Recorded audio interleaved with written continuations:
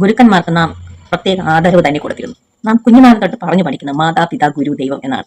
ഗുരു കഴിഞ്ഞിട്ട് ദൈവത്തിന് സ്ഥാനമുള്ളൂ എന്നിരിക്കെ വീണ്ടും ഗോമൂത്ര പരാമർശവുമായി വന്നിരിക്കുന്നത് മറ്റാരുമല്ല, മദ്രാസ് IIT ഡയറക്ടറായ പി കാമകോടിയാണ്. சன்னியாசி வந்தாரா, அவர் வந்தோடனே அவர் நல்ல ஜோரம் அடிச்சுதா, உடனே ஒரு டாக்டரை கூப்பிடலாமான்னாரா. அப்பா அந்த சன்னியாசி பேர் மறந்து போயிடுத்து. அப்பா உடனே சொன்ன உடனே கோமூத்திரம் பிபாமி அப்படின்னாராம்.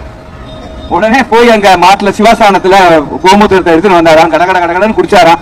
15 நிமிஷத்துல தொடர்ந்து போயிடுதான். அதனால anti bacterial, anti fungal, digestive, இந்த ஸ்டொமக் இரிட்டபிள் பவுல் சிண்ட்ரம், இது மாதிரி பல இதுக்கு നമുക്ക് ഗോമയംங்கிறது നമുക്ക് വലിയ പെരിയ മെഡിസിൻ. ജനുവരി 15 മാട്ടുപൊങ്കൽ ദിനത്തിൽ ഗോ സംരക്ഷണശാലയിലെ ഒരു പരിപാടിയിൽ സംസാരിക്കുമ്പോഴാണ് അദ്ദേഹത്തിന്റെ ഇത്തരത്തിലുള്ള പരാമർശം ഉണ്ടായത്.